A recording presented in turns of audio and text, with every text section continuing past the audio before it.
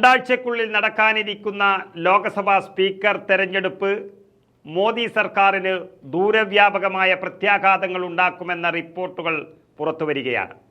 അതായത് സഖ്യകക്ഷികളുടെ കാരുണ്യത്തിലാണ് നരേന്ദ്രമോദിയും കേന്ദ്രമന്ത്രിസഭയും കഴിയുന്നത്. എങ്കിലും ചില വിട്ടുവീഴ്ചയ്ക്കെങ്കിലും തയ്യാറാകുന്നില്ല എന്നതാണ് BJPക്ക് അപകടം ക്ഷണിച്ചു വരുത്തുന്നത്.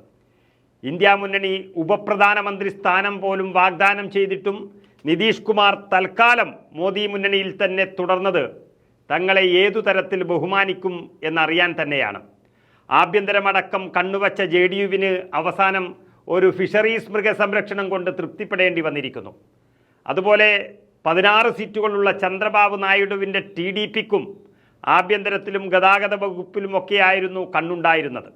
പക്ഷേ ആഭ്യന്തരം, ഗതാഗതം എന്ന് മാത്രമല്ല, പ്രതിരോധം, ആരോഗ്യം, ധനകാര്യം, വിദേശകാര്യം തുടങ്ങി ഒട്ടുമിക്ക പ്രധാന വകുപ്പുകളെല്ലാം BJP പിടിച്ചെടുത്തു.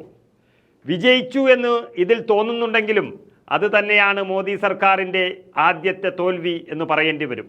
സഹായം വാങ്ങുമ്പോഴും അവരെ നശിപ്പിക്കുക എന്ന BJP തന്ത്രം പക്ഷേ അവരെ കാത്തിരിക്കുന്നത് വലിയ അപകടം തന്നെയാണ്. മന്ത്രിമാരെ തീരുമാനിച്ച്, വകുപ്പും തീരുമാനിച്ച് പണി തുടങ്ങിയപ്പോൾ TDPക്കും JDUവിനും ഷിൻഡെ ശിവസേനയ്ക്കുമെല്ലാം വ്യക്തമായ ചില മുന്നറിയിപ്പുകൾ പ്രതിപക്ഷമടക്കമുള്ളവർ നൽകിക്കഴിഞ്ഞു. താങ്ങി നിർത്തുന്നവരായിട്ടും തങ്ങൾക്ക് നൽകേണ്ടുന്ന ഒരു പരിഗണനയും നൽകിയിട്ടുമില്ല. BJPയുടെ സ്വഭാവം വെച്ച് നിങ്ങളുടെ പാർട്ടിയെ തന്നെ നശിപ്പിച്ച് കൂടെ കൂട്ടാനുള്ള തന്ത്രമാണ് അവർ മെനയുന്നത് എന്നായിരുന്നു പ്രതിപക്ഷമടക്കമുള്ളവർ നൽകിയ മുന്നറിയിപ്പ്. അതുകൊണ്ട് ഇനി വരാനിരിക്കുന്ന സ്പീക്കർ പദവി കൂടി കിട്ടിയില്ല എങ്കിൽ, അല്ലെങ്കിൽ സ്പീക്കർ പദവി കൂടി BJPക്ക് തന്നെ നൽകിയാൽ അവർ കൂറുമാറ്റം നടത്തി ചെറുപാർട്ടികളെ തകർക്കുമെന്ന മുന്നറിയിപ്പും പ്രതിപക്ഷം നൽകിക്കഴിഞ്ഞു. എല്ലാത്തിനുമുപരി ആരെക്കാളും നിതീഷിനും നായിഡുവിനുമൊക്കെ അത് മനസ്സിലാകുകയും ചെയ്തിട്ടുണ്ട്. എന്നാൽ ആകെയുള്ള ഒരു സ്പീക്കർ സ്ഥാനം രണ്ടാൾക്കും ലഭിക്കില്ല എന്നുള്ളതുകൊണ്ട് നായിഡുവിൻ്റെ പാർട്ടിക്ക് തന്നെ സ്പീക്കർ സ്ഥാനം ലഭിക്കുക തന്നെ വേണം എന്നൊരാവശ്യമാണ് ഇപ്പോൾ അവർ ഉന്നയിക്കുന്നത്.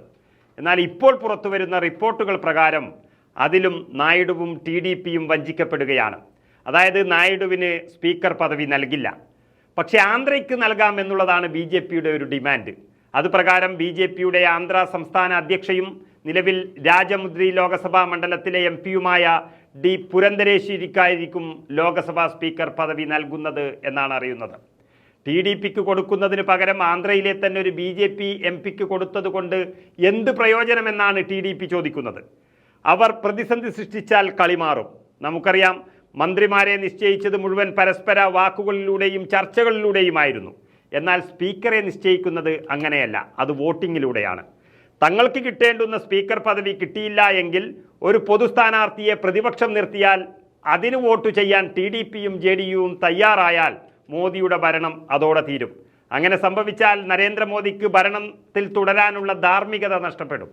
മോദിക്ക് ഭരിക്കാനുള്ള അംഗബലമില്ലാതിരുന്നിട്ടും താങ്ങി നിർത്തുന്നവരെ ഇങ്ങനെ അധിക്ഷേപിക്കുന്നത് എന്തിനാണെന്ന ചോദ്യം ഇന്ത്യൻ രാഷ്ട്രീയ മണ്ഡലത്തിൽ ഉയർന്നു കഴിഞ്ഞു.